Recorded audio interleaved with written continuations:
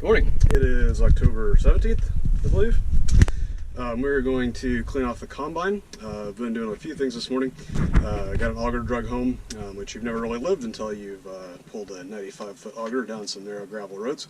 Got that home, cleaned out some soybeans, so it's ready to put some corn in the bin here, hopefully next week sometime.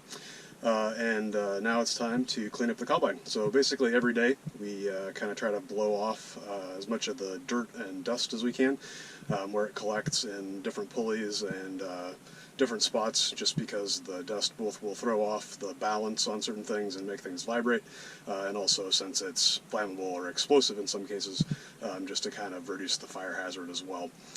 So I'm going to try to get some footage of that.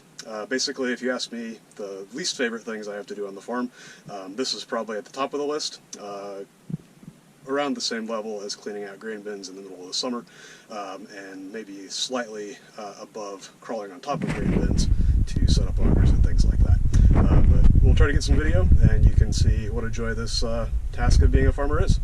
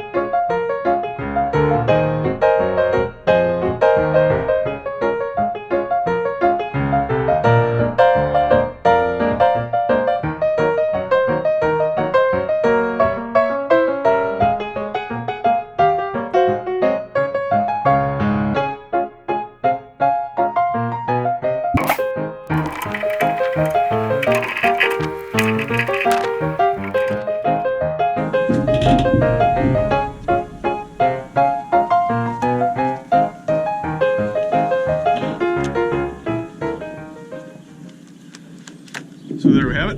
While I'm up here in the engine bay, we're going to go ahead and check the engine oil, check the coolant every night when we fill up with diesel fuel when we bring it back to the shed. Looks like we're right on the fill mark, so should be good there. So now I'm going to blow some of the dust off myself and lube things up a little bit and get to work. It's the afternoon of October 17th and we are running some soybeans. So we opened up this field last night and had one of our seed dealers come out and calibrated the yield monitor so we can hopefully tell a little bit closer how things are doing.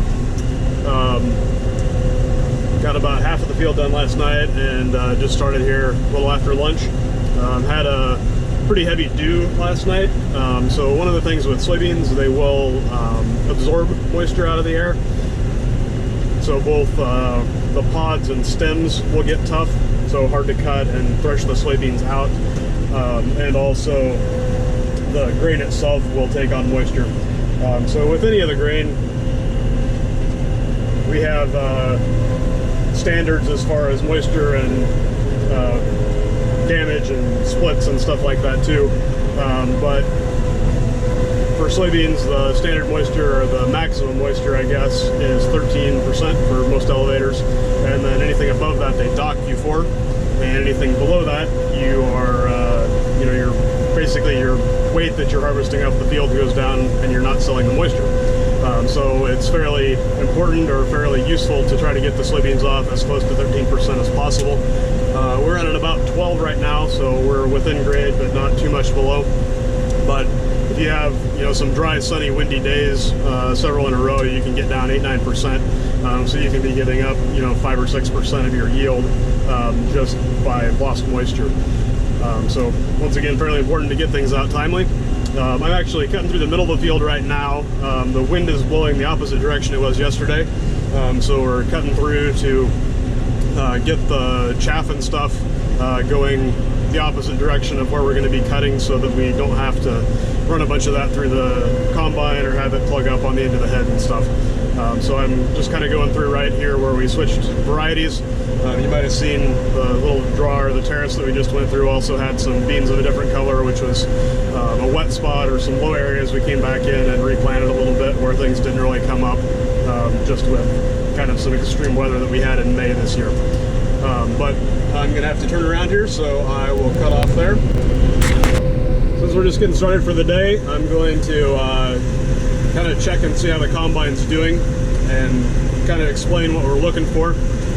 So what I'm going to do is just slow down here and pick up the head.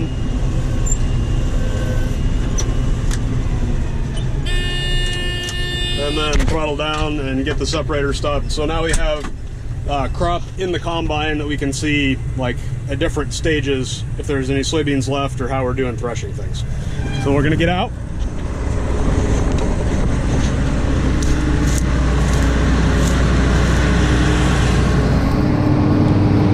Go back here off the chopper, looking through the pods, seeing if there's any soybeans, anything that's going out over top of the sieve and chopper. That all looks pretty good. Looks like we got a stem stuck there, so we'll go ahead and pull that out from there too. So there's little sensors right down here that there's a readout in the cab that shows you if there's soybeans going out. So here's a couple of pods that have a couple of soybeans in them. So the soybeans are heavier, so they'll drop down and hit the plates below. And if a lot of them hit that, then the gauge will go up so that, you know, you've got something going on back here.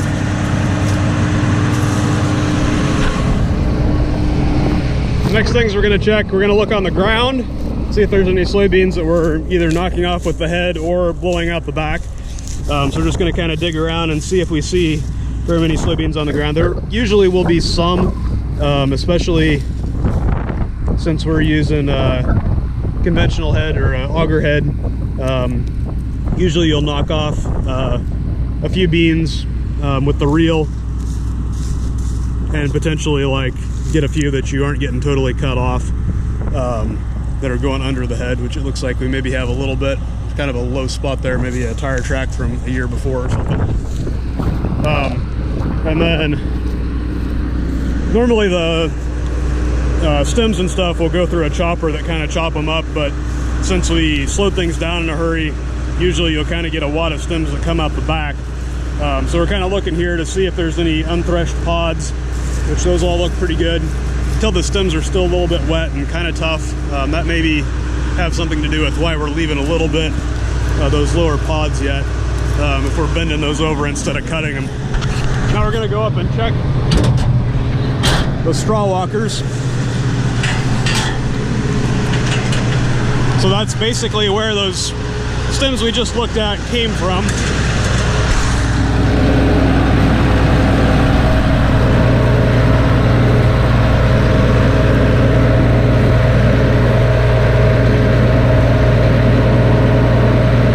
Again, we're looking through for some unthreshed pods.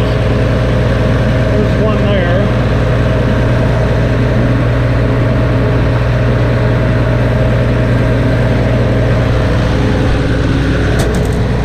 Overall looks pretty good.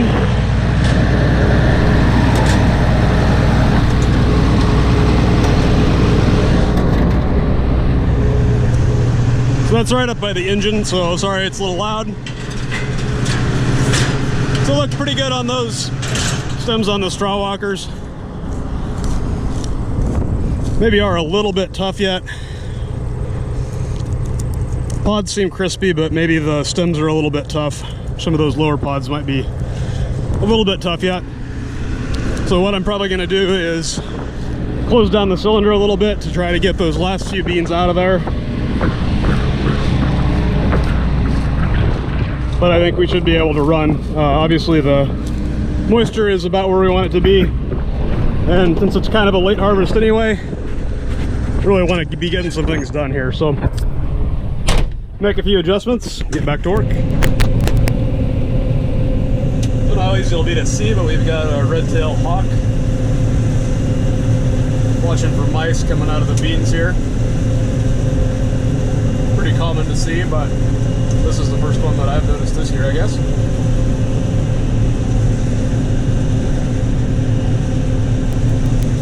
It's about 8:15 and it's kind of starting to get a little bit damp, so we're going to check and make sure we're still getting all the soybeans knocked out.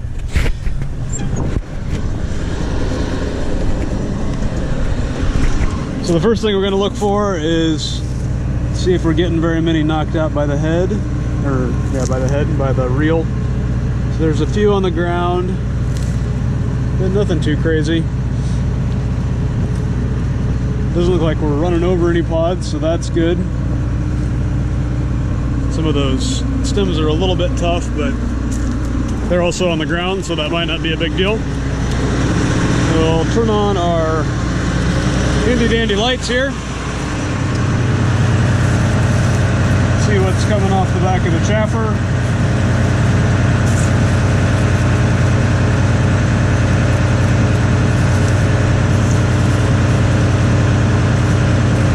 See any soybeans, which is good.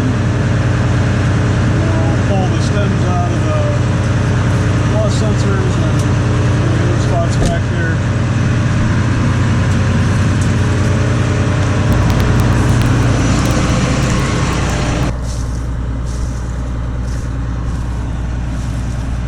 So now we're looking behind the combine to see if there's anything left here.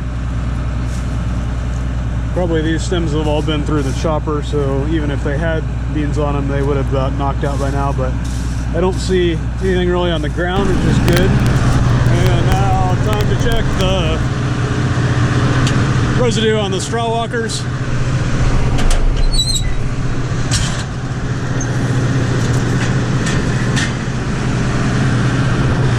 I'm gonna crawl up here and grab some and then get down in the light.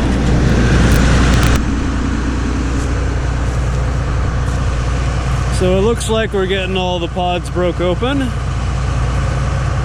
see anything. So the final check, we'll kind of walk over here to the field.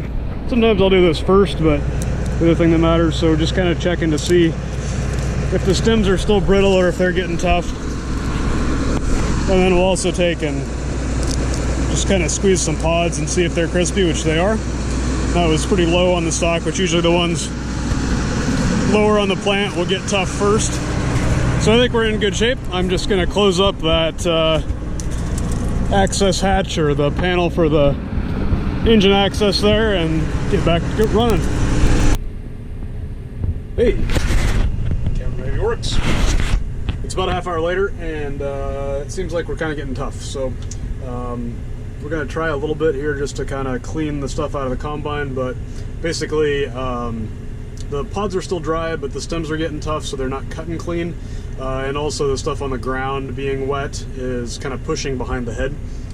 So I've had to adjust the header control so that it doesn't push as hard, which also means you cut higher, which potentially you leave some soybeans. And also have been hearing a little bit more growling in the cylinder.